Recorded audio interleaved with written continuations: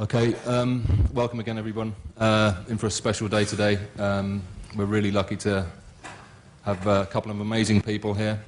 I'd just like you to welcome Jacque Fresco and Roxanne Meadows from the Venus Project.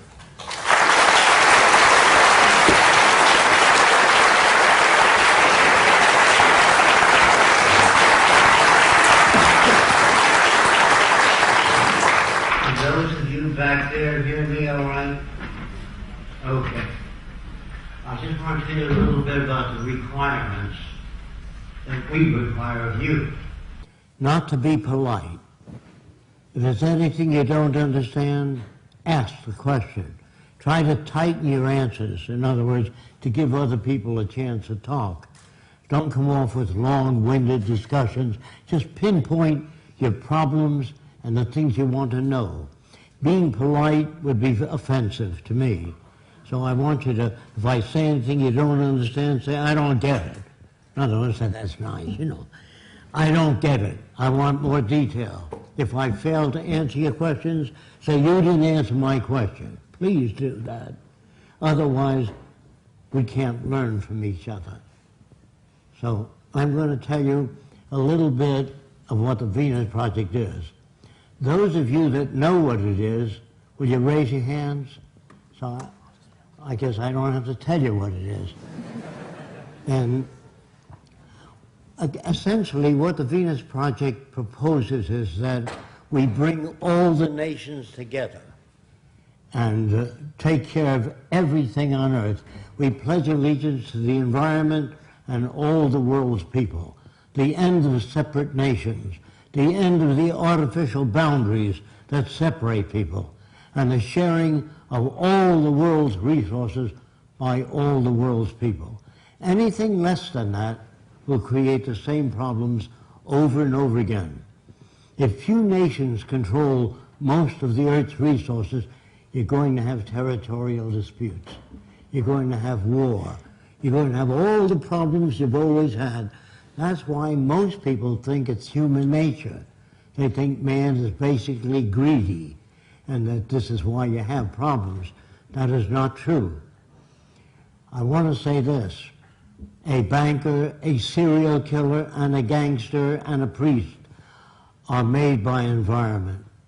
If you don't understand that, in the United States, in the Deep South, if you're brought up there, you'll speak with a Southern accent. Nothing you can do about it. If I say stop speaking with a Southern accent, you can't. Now, if you're brought up in an uneducated region, you're going to have things like this. Those damn niggers is the way they speak. I'm imitating them. They say things like, I'm gonna dip me a nigger and I'm gonna kick his ass. That environment, the expressions, the facial movements are picked up by the environment. It's not human behavior, it's the environment we come from which generates behavior. Now, if you're brought up in Italy, you say, come on, eat, there's a good food. Now, that is not, that's the way you would speak if you were brought up there. Vive la France, Deutschland over alles, Germany above all. Now, we are victims of culture, all of us. That's why we have a distorted view. We believe that some people are good, some are bad, some are creative, some are less creative. All that's bunk. Everyone can be creative. Now, they tell you in your schools that plants grow. That's a lie. They need water, sunshine, soil, moisture, gravity, all those things. Without them, the plant doesn't move. They tell you that sailboats sail. They don't sail, they're acted upon by the wind. There is nothing in the earth today that is not acted upon by resident forces, meaning your way you think, the way you move, your facial expressions. Girls behave differently than men, not because they're women. Because if a normal boy is brought up by 6 women, very effeminate women, and they say, oh, did I see a gorgeous hat? That boy will speak just that way. And if you're brought up in France, you'll speak with a French accent or a French-English accent. If you live in France 10 years, you move to Germany, you live there 10 years, you speak with a German-French accent. Not a thing you can do about it. So your facial expressions and your language was designed hundreds of years ago. That's why we can't talk to each other. We talk at one another, not to one another. Now, a lot of people don't understand that, so I'll say that the Bible, when you read it, he says Jesus meant this. He says, oh no, he meant that. And the third person says, you're both wrong. That's why you have the Seventh-day Adventist, the Catholic, the Presbyterian, because the Bible is subject to interpretation. All our language is loused up. It's subject to interpretation, except chemistry, physics, mathematics, engineering is not subject to interpretation. When engineers talk to each other, if they talk of the tensile strength, compression strength, torsional strength, so the language is not subject to interpretation. And if you take a blueprint of an automobile from America and bring it to Japan, they turn out the same product, not subject to interpretation. So it appears that most of the language of science and technology is not subject to interpretation. When you talk to somebody, I say, I think this is what he means, and it goes through their head and comes out different. He says, that's not what I meant. Of course you're going to have trouble. A lawyer is a guy that takes language, twists it around to any way he wants to. If he's skilled at it, he can knock you out, put you in jail. A lawyer would be considered a criminal in the future.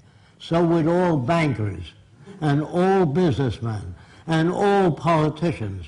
Don't forget, you're brought up to believe that King Solomon was a great guy. He had 1,000 wives.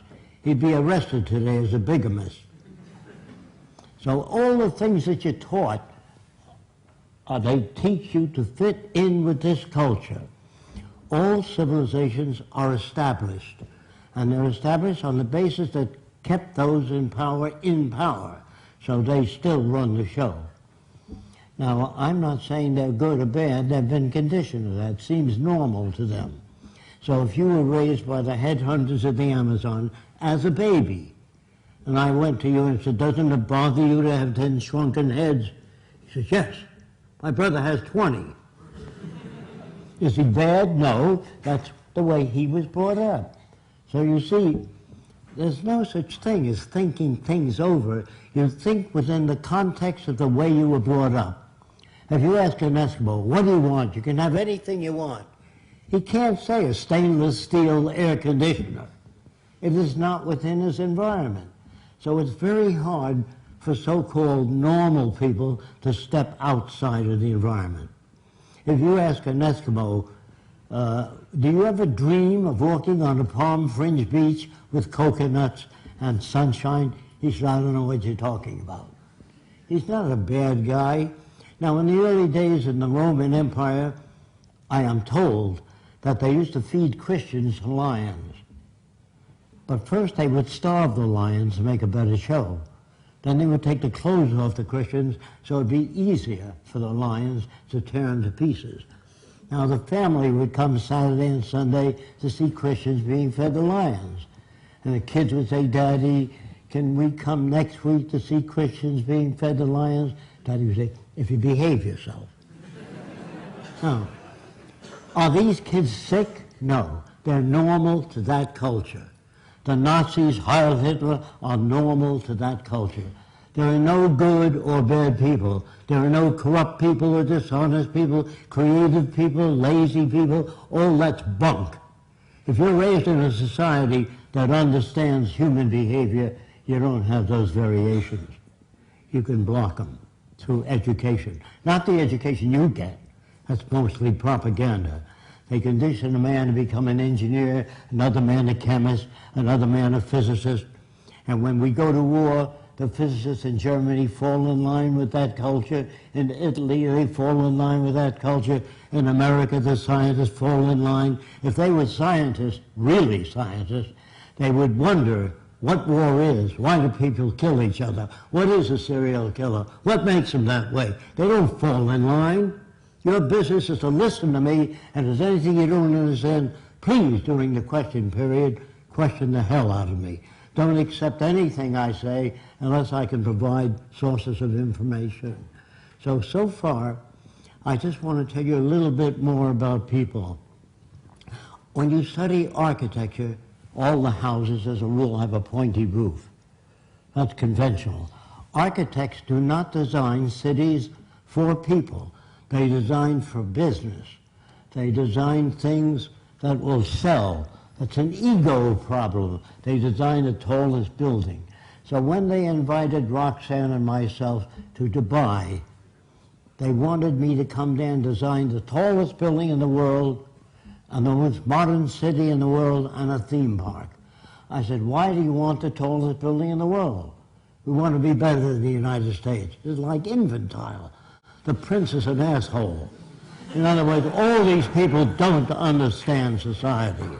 They do not. You must design for human comfort, and you must design cities with art centers, music centers, cultural centers.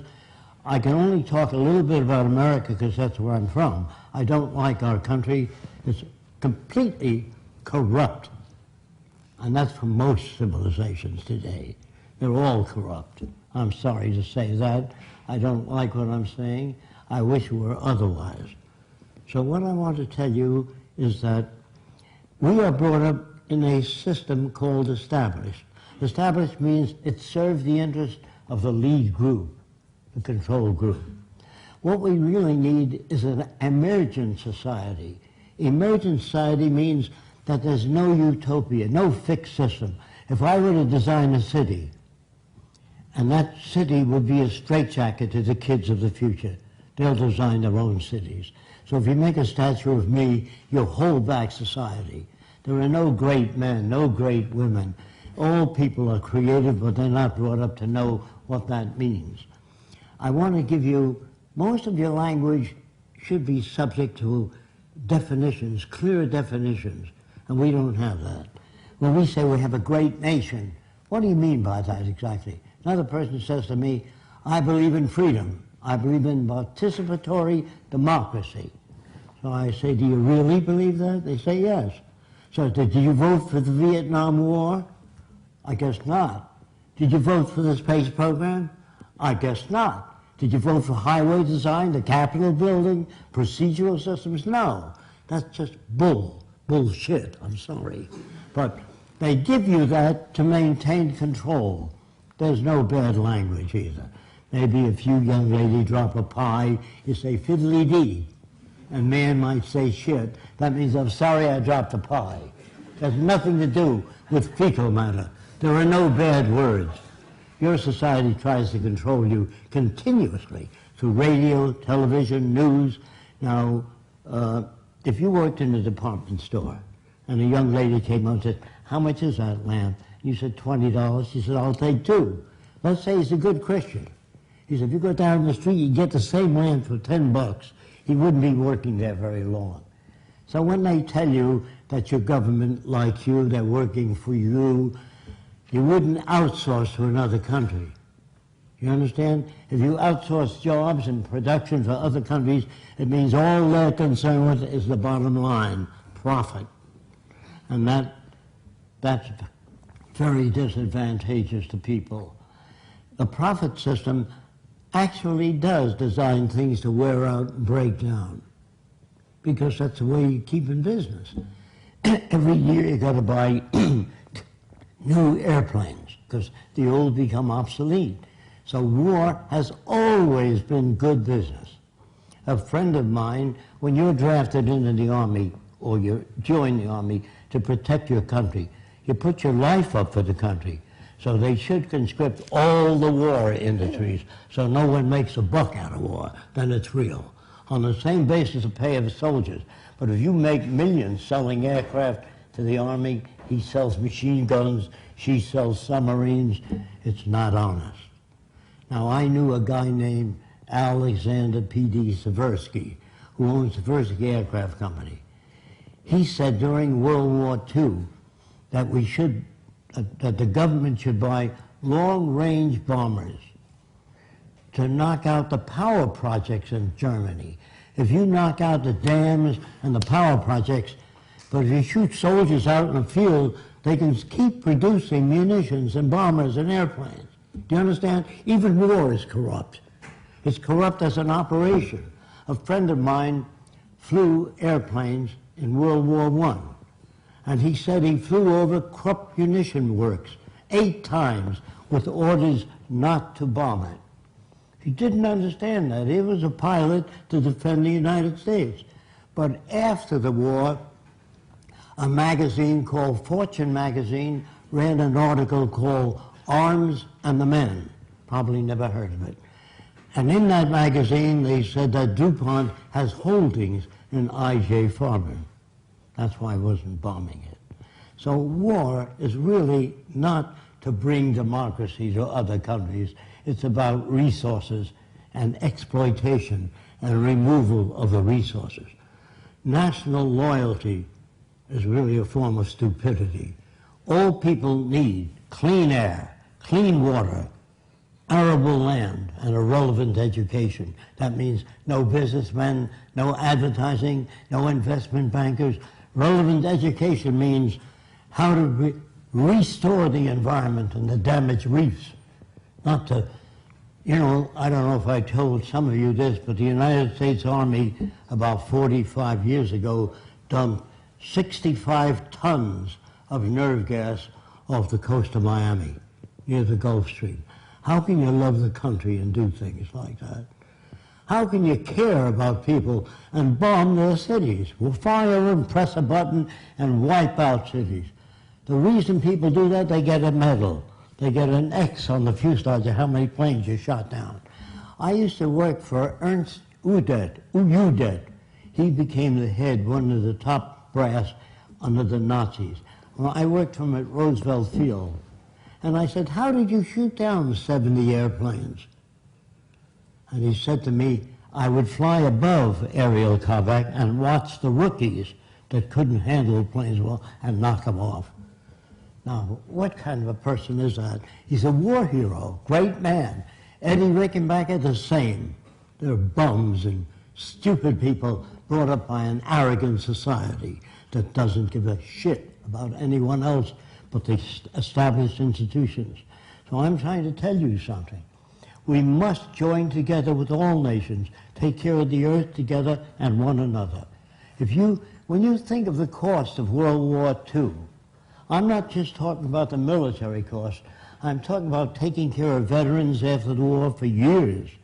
And then all the cities bombed out, the museums and art. You know, you remember England and Germany flattened out. Take that cost, you know what that could have done? It could have housed everyone on earth in brand new housing. Build art centers, music centers, cultural centers, housing, parks. Soldiers should be trained as problem solvers, not killers. When you train people to be killers, obviously soldiers don't know what the hell they're doing because they think they're defending their country. They're building hatred for the next 20 years. When you bomb the Arab world and flatten it out, you're not doing any good. So years ago, when I was proposing this society, I said to myself, Jacque, how are you going to change everybody in the world? They all think differently. Some people have 10 wives, you know, in some nations. It's all so very different. How are you going to change them? That's what thinking is, talking to yourself. If I say, I'll see you Saturday, he says, I'll take the kids there, and I can't see you Saturday. So thinking is nothing magic.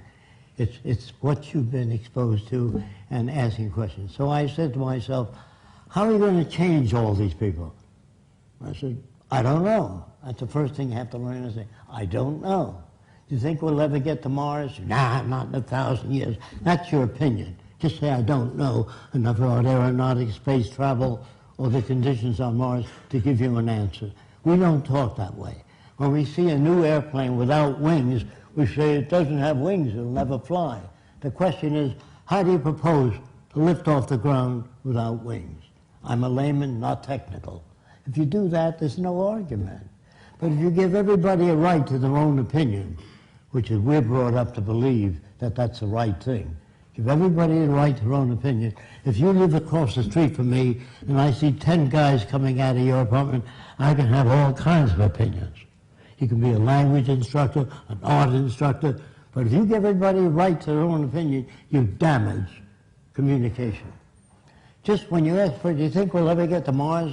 They would say, it's not my field, I know nothing about rocketry, I can't answer that. That's the way people talk in the future. They don't say, it'll never work. Scientists in the past used to write books on why man can't fly. And the Wright brothers never read those books, so they built a flying machine. They were bicycle mechanics. Now, the Wright brothers really didn't just do that. In the early days in France, some guy designed a set of wings that stuck out 3 feet on each side. And he jumped off the Eiffel Tower, and he died. And he died. And his brother-in-law wrote, make wings larger next time.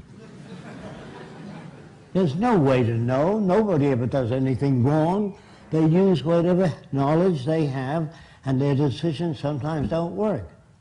Now, let's talk about that. When this guy's brother-in-law wrote, make wings larger next time, somebody made larger wings, but he didn't jump off the top of the Eiffel Tower. He jumped off a lower region. And he flew for a while, both wings went like that. And somebody, a fisherman with a lot of rope, says, you got to brace your wings so they don't go like that. Oh, thank you. So men build upon other men. This is going to be hard to accept. Man, this includes me, cannot think or reason. All that's bullshit. If you're not exposed, if an Eskimo, if you ask him, what do you want? You can have anything. He says, well, I like a strong igloo. He's not going to ask for a prefabricated building with photoelectric cells on it. He can't ask for that because he's never been exposed to it. Then there's another bullshit word which is going to hurt a lot of you, love. Now let me tell you what's the matter with it. Is there anybody here that's perfectly satisfied with everything you've ever done? Of course not.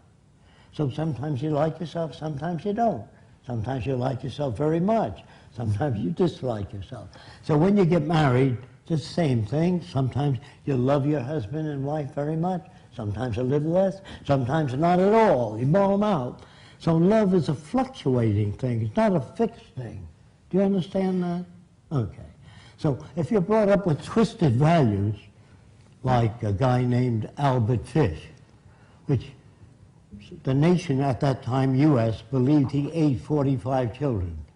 And the public wanted to tear him to pieces because they were brought up that way. But a doctor named Wortham, a psychiatrist, said, I want to find out what made him that way so we can avoid those conditions in the future. That's much better. When your car veers to the right, you don't kick it and beat it up. Either your tire pressure's uneven or something's wrong with the steering column. You try to understand. When children beat up other people and hurt other people like a bully, that's part of their conditioning, their associative memory, the system they live under, which doesn't correct that. Schools do not teach you much. They're mostly concerned with propaganda. Most schools don't teach you how to live, find meaning in your own life, how to disagree without getting angry. That's what's needed.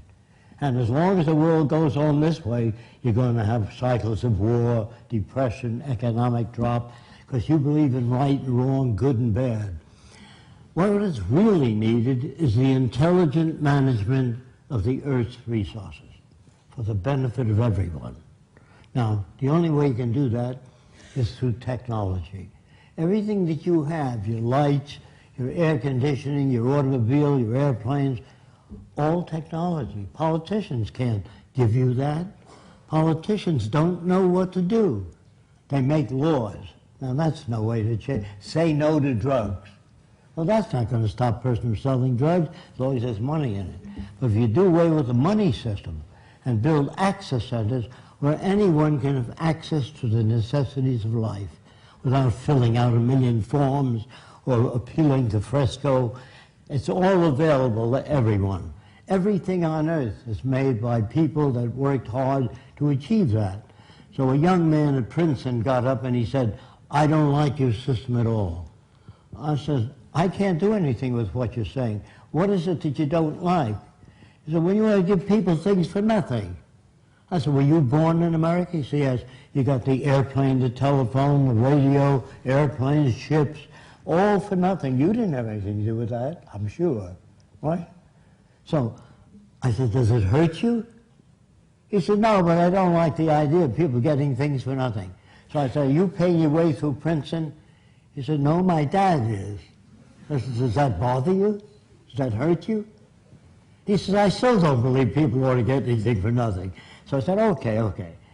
Your dad is wealthy, as I understand it. He said, yes. When he dies, you want his money to go to the Heart Fund and the Cancer Fund, not to you, because you don't believe anybody ought to get anything for nothing. He said, just a minute. Well, they left and off the platform. When I say people hardly know what they're talking about, because they're not brought up to be sane. They're brought up to fit in with the establishment. So it's very hard to ask people, what do you vote for? I believe in democracy. There's never been a democracy anywhere in the world. There can't be a democracy if people have different incomes. If you get minimum wage and your kid gets sick, you can't take him to a doctor because you can't afford it. So he buys a used car. The used car breaks down more than a new car, and he's up to debt under there. He has to take his kid to a clinic, lose a day's pay, and he's on minimum wage to start with. So how do you look at that? How can you have a democracy if mothers are not educated on how to feed their kids nutritional food? Today, they pump chickens to grow faster, put ingredients in food to color it to make it look better, and add artificial flavoring in many instances. And so you don't get the best food. In the future, the medics would be concerned with what, and the nutritional experts would be concerned about the food people get. Now, a lot of you have never heard of this book, 100 Million Guinea Pigs. Did anyone ever hear of it? Nobody. In America, it was a bestseller. It attacked the drug industries and showed you why the drug industries didn't use celery juice to lower blood pressure because there's no money in it. So they make these little pills, they get $2 or $3 for it. This book exposed the drug industry. And the American public, it was a bestseller, said we got to have a Pure Food and Drug Administration, people that monitor that and watch over you. So they did build that, they got that. But today it's managed by the drug industry. And people that run it used to work for the drug industry. So you see, everything becomes corrupt in the monetary system. I'm sorry about that. So when I say to you, go to your big department stores or your food stores, you'll see lots of stuff. We are now capable of producing in abundance. During the war, we gave soldiers airplanes that cost, today anyway, nearly $1 billion apiece. How come we don't do that during peace? Send every kid to college that wants to go. That would improve all nations. But if you don't have the money to go to college, you become second rate. So we say in the future, everyone will be given the best opportunity so that we can bring out the best in every human being. And if you grade children, you got a C, you got a D, you make jealousy and envy. People say to me, excuse me, I know two people from the same environment. One turned out to be a priest, the other a gangster. If environment is everything, how do you get those differences? You get those differences by playing with the youngest child, 4 years old, while the 7-year-old is stiff at a lower level. You can't play with one kid. This is my youngest kid. You must take the older kid, put him on your lap, and the younger kid and say, this is your baby brother.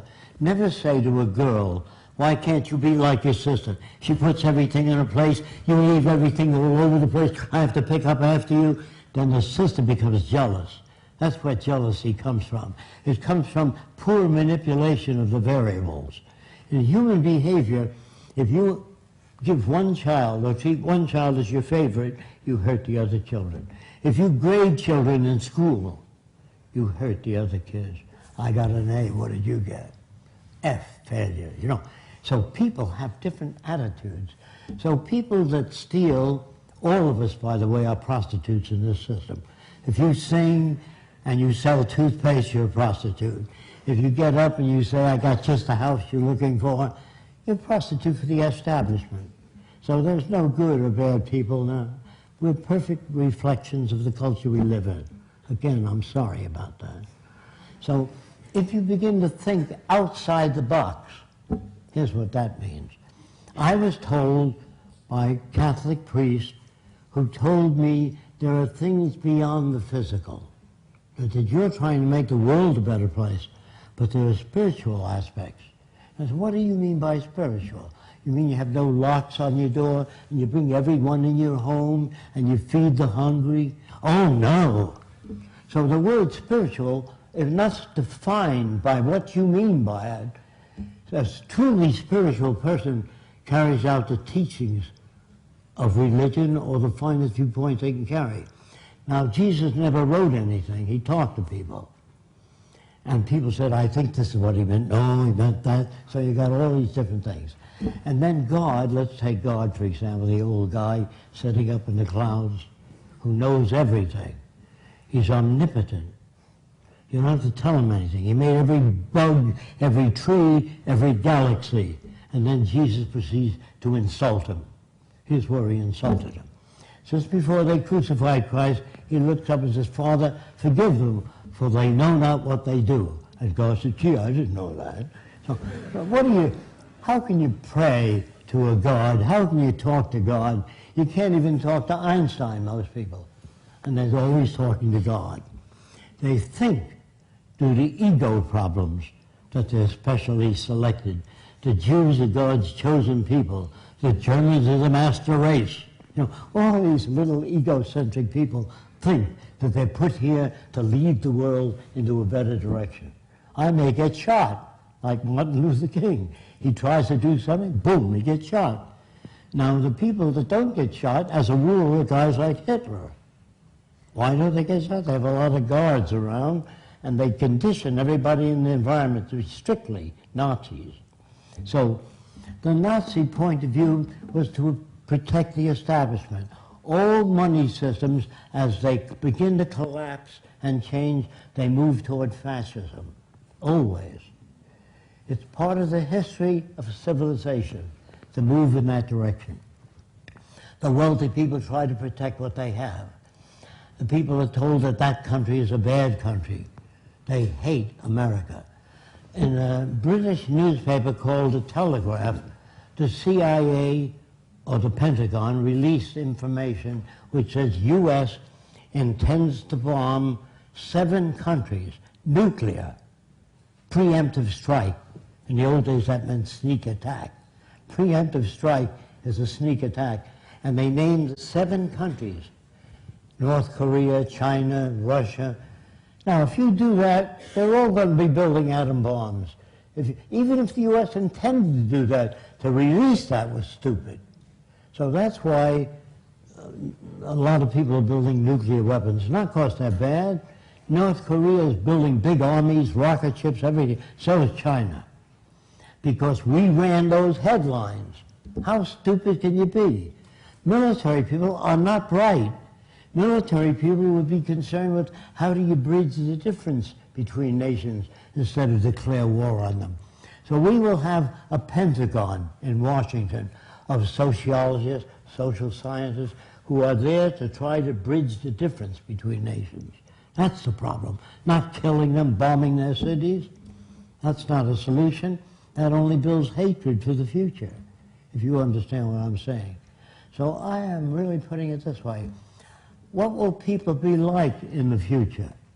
First, they'll learn about the earth, and they will be brought up not to want to hurt the oceans or the forests or cut them down.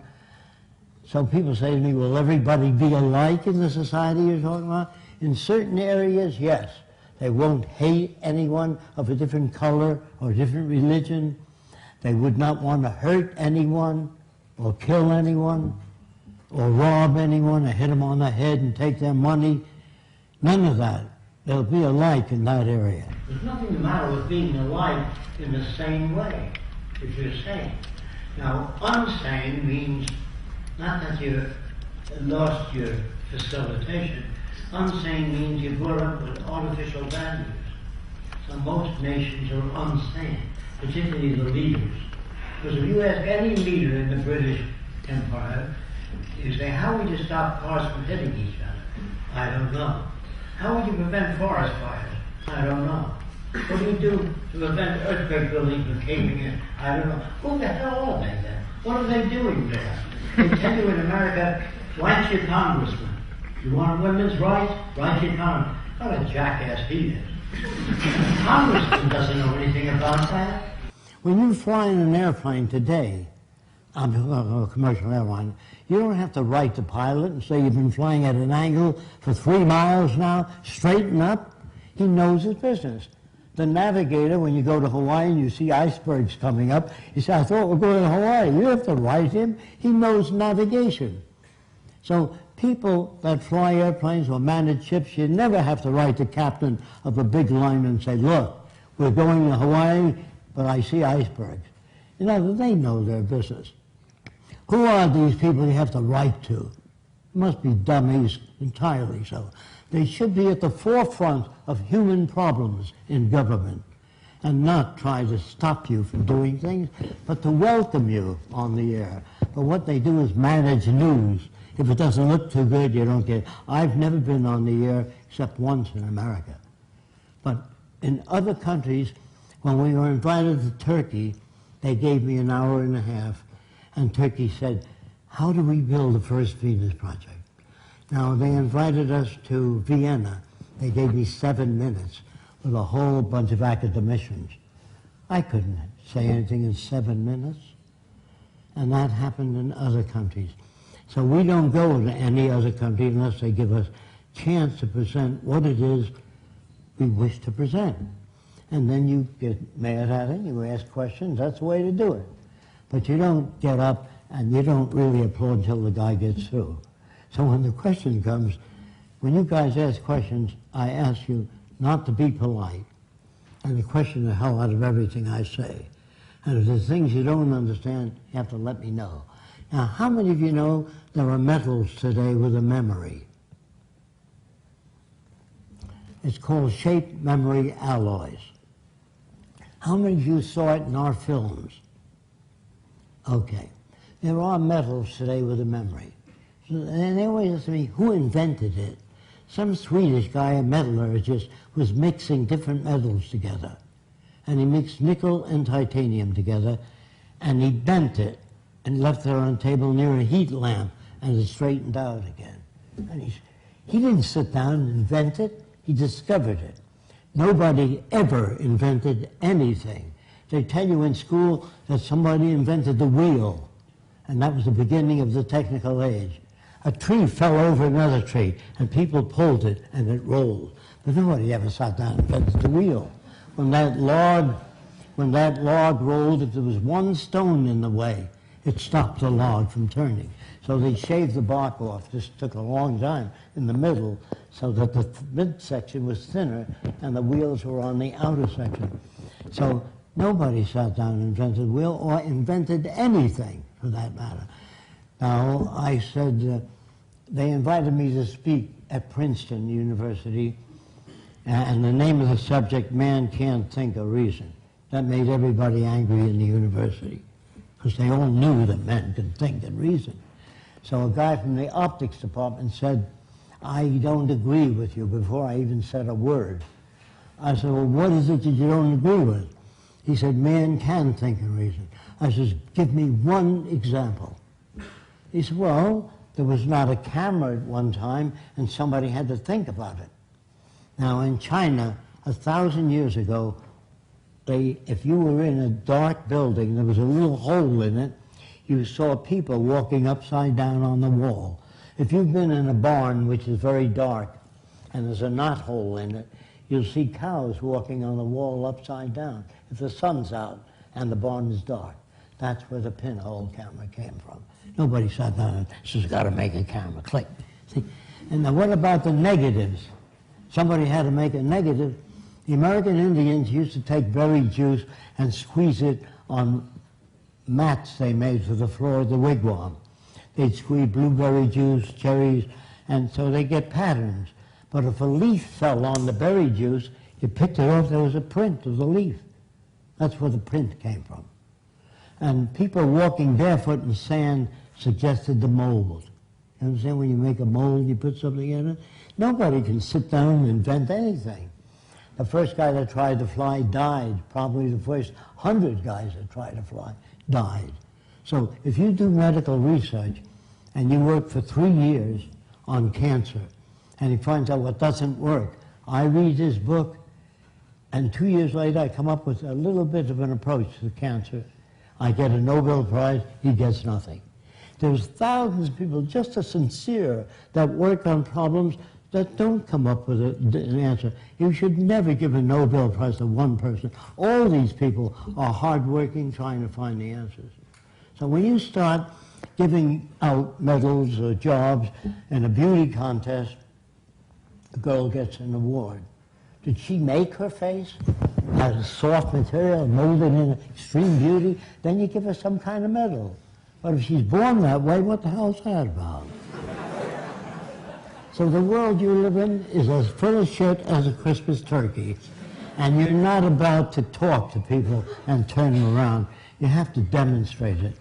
The shaped memory metals that I was talking about is made of nickel and titanium. It's a wire. And if you took that wire and bent it in form so it spelled out Jesus Christ, put it on a table, put a hot lamp over it, straighten it up and put it on the table and go like that, and it'll go back to Jesus Christ. You can build a following with shaped memory alloys if you want to. Now, most people don't know where the earth came from. They don't know where life came from. And so they invented a God who made a man and a woman, then he kicked them out of that beautiful garden. How did he do that? Snakes used to walk upright. And the snake said, eat of the fruit of knowledge. Who made the snake? God. But he loves you. You know the snake? And then he says, screw around with your best friend's wife. That's what the tempter was. So the snake was so bad that God got angry at what he created. And so from now on, you have to crawl on your belly. So that's another thing they have about horses. The reason a horse sleeps standing up, because some holy man once asked his horse to take him across the river. And the horse said, no, you have to sleep standing up. So you have all this stupidity. Galileo found seashells on the mountaintop. He took it to the Catholic Church, and he said, maybe the mountain was once under the water and was pushed up. And the church said, no, the devil put that stuff there to confuse you. Now, anybody that believes in God, you must think that the kind of God man makes more like themselves. The guy that gets angry, creates flood, disease, that isn't God. And if you don't follow the Bible according to God's teachings or your religion, you burn eternally. That sounds more like a psychopath, not God. So, if you believe in, I asked Einstein once, do you believe in God? And he said, which one? I said, well, he knew that the Jewish God says, if a man takes your son's eye out, you take his son's eye out. An eye for an eye and a tooth for a tooth. The Christian God says, when a man strikes you, turn the other cheek. That's what he means by which one. All these gods are jerks that man makes. They're more like themselves. They get angry, create floods, disease, all kinds of things. And you say, why did the bubonic plague kill half of the Earth's population? And the church would say, we shall suffer for the sins of our parents. Scientists, when the bubonic plague began to wipe out people, they said, we don't know why that happens. That's very good. I don't know. So they found that fleas that live on rats infected people with the plague, and they began to kill the rat population and wiped out the plague. So I don't say science is perfect, but it's closer to our problems than any other system. So when man makes laws, that means they don't know how to solve problems. All man-made laws are BS, bad science. All man-made laws don't deal with problems. They make a law. What you really need is, it says, drive safely on the highway, slippery when wet. So you put abrasive in the highway so it's not slippery when wet, and take away that sign. It also says, drive carefully, school children crossing. I'm sure you've seen that. We designed a highway that looks like one comb intersecting another comb. And when the kid presses the button, the highway turns up like that. So no car can hit a kid. Do you understand that? That's what you really want. You don't want the sign out there. These dummies that are politicians are not technical. Now you're going to have to take my word for it because most of you don't look old enough. When I was a kid, trolley cars had a platform along the side. And if people were late for work, they got on that platform. And they were hit by cars. So the conductor said, get in the car or off the platform. I had a small rubber tube, not very hard to hurt you, but get in the car or get off the platform. But when people were late for work, they still remained on the platform. A lot of people were killed in 10 years. Finally, they took that problem to an engineering firm. And the engineer said, what do you want? We don't want people on the platform, so they retracted the platform. When you got in the car, it turned up. That was the end of the problem. People really don't know what to do, so they put up a sign, thou shalt not steal, don't be dishonest. That doesn't change people. You can go to Sing Sing prison, you see guys with a cross around their neck. And I remember during World War II how the minister of my church at that time, he blessed the war tanks and he blessed the soldiers. It was Catholic. And in Italy, they were blessing the war tanks there. Same priest, same religion. Religious people are extremely stupid because if you open the Bible, you'll see that Noah's Ark would have to be at least a mile long to take 2 kinds of every animal. And where do you get the polar bear and the giraffe? You know, and the ship would be so full of shit. Who cleans it out? So the stories in the Bible are not bad. They're fantastically elementary. Stupid stories about Moses lifting up his wand and the Red Sea parted. God could put the people on the other side of the Red Sea without parting it. Just go like that. And they say that God so loveth the world that he gave his only begotten Son that others might have eternal life and not perish. Well, when you examine that, the witnesses, according to the Bible, say after Jesus was good, he arose and went back into heaven. Where the hell's the sacrifice? You understand what I mean? Read your Bible. Don't take my word for it. It's such a bunch of garbage written by very ignorant people, like our language was designed hundreds of years ago. That's why I say we can't talk to each other. And that's why lawyers exist. They can take language and do whatever they want with it. So the books are available on our website. They're not our books. One is called Mind in the Making by James Harvey Robinson. If you want to know communications better, it's The Tyranny of Words by Stuart Chase. And if you get these books, they don't put society together for you, but they deal with communication. They deal with different aspects. Then there was a guy named Sir Jagadish Chandra Bose. Did anybody ever hear of him? He came to the Royal Society with new ideas, and they laughed at him. And he went back to India, the Bose Institute. When the British people, scientists, went to his lab, they were amazed, brought him back to England, and he was knighted Sir Jagadish Chandra Bose because they checked things out. Scientists don't always check things out. They say that we want to know how all of this began. Where did the word beginning come from? The Bible. So they said, what's the Big Bang? What was there the day before the Big Bang? Where did God come from? Who made him? How did he get the job? You know, nobody asks that question. They all say, why do they believe in God? Because they've never been told enough about how nature works. You can take a steel ball and heat it to 500,000 degrees and it becomes a vapor, but it doesn't stop existing. It still exists as radiant energy or vapor. So in science books it says matter cannot be created or destroyed. That means that it never began. This notion about, even if I kicked a bucket, if you bury me 1 foot down in the soil, all the plants get taller above me. All the worms get fatter. So what happens at Fresco? It becomes part of something else. So the stuff you eat is what you are. Your cells, if you eat chicken or cow meat, it's turned to human cells. So the stuff you're made of is stuff you ate. Plants, things of that sort. That was always here, and when you kick the bucket, the gases go off into space, your material is eaten by worms, the soil absorbs something. I don't like that. Sure, I wish I went to a land where everything was okay and I had white wings. Now, all the angels painted on the ceiling in church, the wings are too small. They have to be at least the length of the body. Now, if the angels flew without wings, that would be a miracle. I'd like to find out without this sort of thing. And then you take people that commit crimes and you put them in jail for 20 years or life. That isn't understanding. Judges would all be considered criminals because they know nothing about the background of the person. If you're brought up in Japan and you're told American gangster, all American gangster. In Germany, Americans, Coca-Cola and cigarettes. That's the Amerikanisch. So if you're brought up in a certain country, you're made to hate during the war. Like I used to sing in school, Pretty Parasol and Fan in far off Japan, how nice the Japanese were. When they attacked Pearl Harbor, I was kind of disappointed. Then there was a book called The Secrets of Pearl Harbor, which I bought.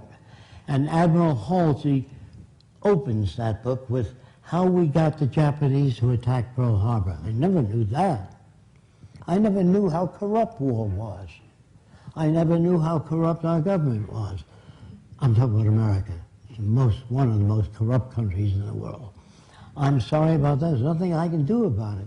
All I can do is get up and talk this way. I am not your enemy. I'm not trying to hurt you. I'm trying to tell you that if we use science and technology, this is what I mean by that. To do a survey of the global resources. Once we do a survey of how much concrete hospitals we have, we know how many people we can treat. But if you ask Congress, what do you think, what do you think, what do you know, not what do you think?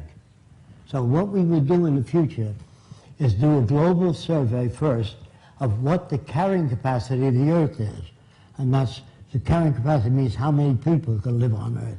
If you say overpopulation, that's not based on a study of the carrying capacity.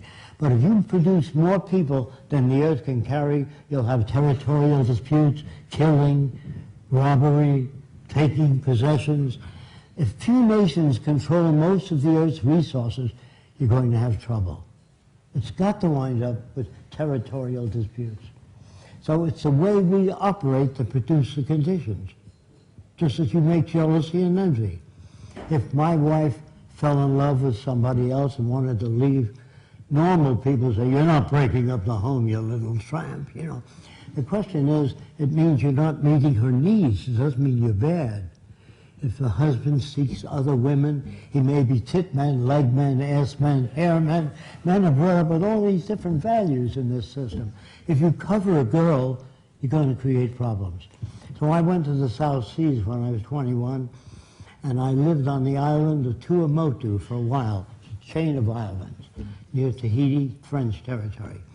Everybody on the island was nude, except when men climbed trees. They wore kind of a jockstrap to prevent their balls from being caught in the branches. So everybody walked around nude. And the interesting thing about it is I never saw a native stare at a girl's body, only her eyes. When he talked to a woman, you never say, hey, get a load of that chick. That's what you get in civilization. You cover the girl. If people swam nude when they were this high, you couldn't sell pictures of a nude girl. Do you understand that? It's when you cover them up, you produce that curiosity. No kid in the islands was a peeping Tom, because everybody walked around nude. You couldn't sell a magazine, a girly magazine. You couldn't run a pornographic movie. It would have no meaning. They made love when they were able to, and nobody ever shot an eye. Interesting thing, I got to know the natives so well, I watched them make love. And they stroked the whole female, the top of her head all the way down. They had no fetishes. There were no tit men, leg men, ass men. All that's made by culture. And if you don't use that kind of language around women, you can't become equal to one another. So you have to tell them how men think. That isn't how they think. That's how they're brought up. When guys poke each other, hey, get a load of that chick, you know.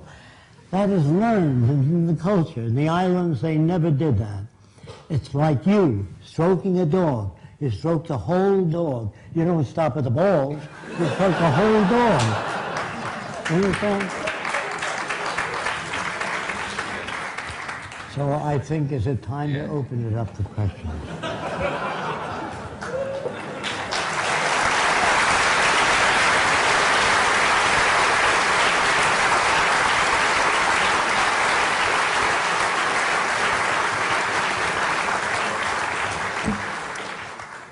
Okay, thanks, Jacque.